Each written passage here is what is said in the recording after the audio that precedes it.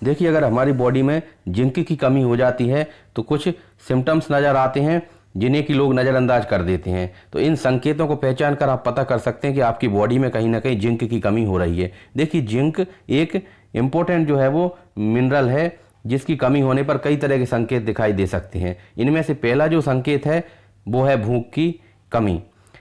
अगर शरीर में जिंक की कमी होगी तो इससे आपको भोजन का टेस्ट ठीक से नहीं आएगा, स्वाद ठीक से नहीं आएगा, स्मेल ठीक से उस स्मेल का सेंस ठीक से नहीं आएगा, जिस वजह से भूख जो है वो कम हो जाएगी।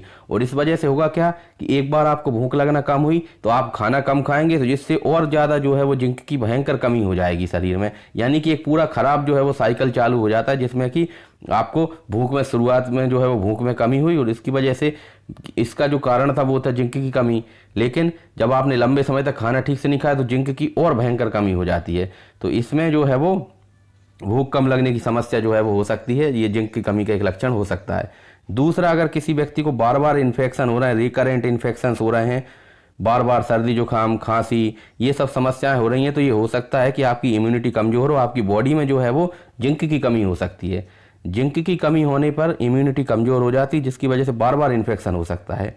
क्योंकि जिंक जो है वो हमारी इम्यून सेल्स जो होती हैं, जो कि इम्यूनिटी यानी कि रोग प्रतिरक्षा यानी रोगों से लड़ने में जो है काम करती हैं, तो उन इम्यून सेल्स के कार्य में इंपॉर्टेंट रोल प्ले करता है। लेकिन अगर जिंक की कमी होगी तो फिर बार बार बैक्टीरियल या फिर वायरल इन्फेक्शन होंगे और इस वजह से जो है वो समस्या आपको हो सकती है। तीसरा जो जिंक की कमी का लक्षण है वो है घाव का धीरे धीरे भरना, यानी कि डिलेड वुंड हीलिंग। देखिए, जिंक जो है वो सेल डिवीजन यानी एक कोशिका से दूसरी कोशिका के बनने में और साथ में प्रोटीन के निर्माण में भी बहुत ज़रूरी रोल प्ले करता है। तो इन दोनों ही प्रक्रियाओं के द्वारा घाव भरता है। तो अगर जिंक की कमी होगी तो आपका सेल डिवीजन ठीक से नहीं होगा, प्रोटीन सिंथेसिस ठीक से नहीं होगा, जिस वजह से जो है वो घाव लंबे समय तक भरेगा और साथ में इन्फेक्शन की संभावना भी बढ़ जाएगी उसके अंदर। चौथा, स्किन से रिलेटेड प्रॉब्लम्स आपको हो सकती हैं जिंक की कमी होने पर।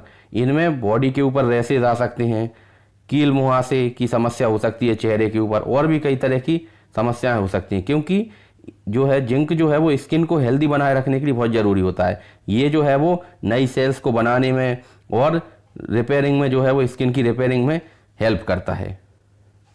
फिर एक बहुत ही इंपॉर्टेंट सिम्टम हो सकता है वो है मूड डिसऑर्डर, यानी आपके मूड में बदलाव होता है।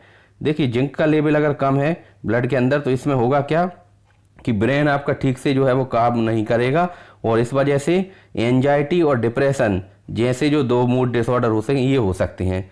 देखिए, मेंटल हेल्थ के लिए जो हमारे ब्रेन के अंदर जो न्यूरोट्रांसमीटर्स होते हैं तो उन न्यूरोट्रांसमीटर का ठीक से काम करना और साथ में हार्मोन्स का बैलेंस बनाना बहुत ज़रूरी होता है।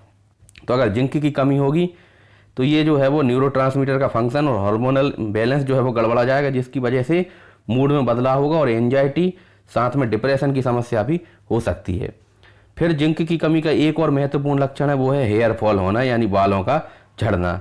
कई बार होता क्या है कि बॉडी में जिंक की कमी होती है तो इसकी वजह से हमारे जो बाल होते हैं वो पतले हो जाते हैं, यानी कि जो हेयर्स होते हैं उनकी थिनिंग हो जाती है और वो झड़ने लगते हैं, जल्दी गिरने लगते हैं।